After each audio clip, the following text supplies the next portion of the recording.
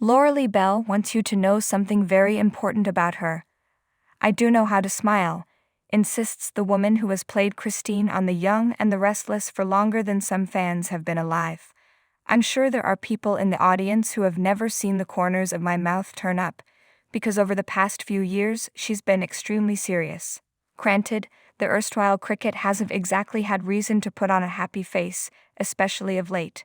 Between failing to put longtime nemesis Phyllis behind bars and finding out that estranged hubby Paul has zero interest in working on their marriage, she's been something of a bummer, laughs Belle. There's change in the air, however, and it might start with the Christine-centric episode, slated to air on Thursday, November 2.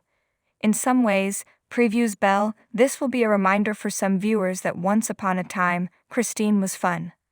Michael Damian and I were looking at old clips recently, and it really reminded me that Danny and cricket were once so young and carefree. With Danny back in town, viewers have been reminded of that light-heartedness. There's just something about Michael, shares his on-screen ex. His smile lights up the room, and I'm really hoping that some of Danny's positive energy will rub off on Christine as they spend more time together. She needs to have fun again. Of course, that can't happen overnight, especially given that her recent trip to Portugal ended with Paul essentially walking away from their relationship.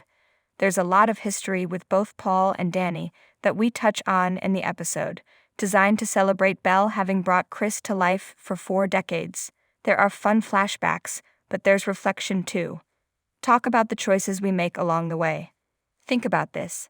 Christine is one of the few long-term characters on a soap to never have had children. That's really unusual, right? Says Belle. That's something I'd love to see explored more. The fact that she made a conscious decision to focus on her career. Is that something she regrets?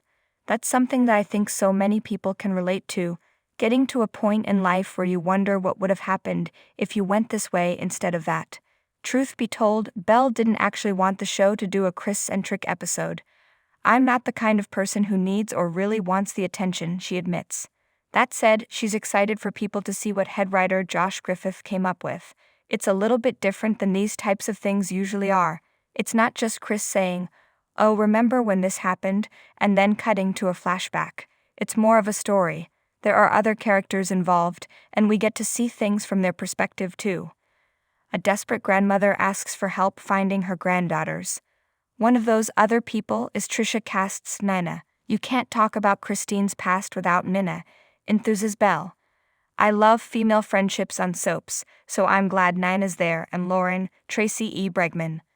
While Belle doesn't know what's next for her alter ego, she has thoughts as to what she'd like to see. It would be interesting to see Christine and Michael Baldwin back at a law firm, working together. They'd have such a quirky work relationship and a complicated history that it might be fun to explore that.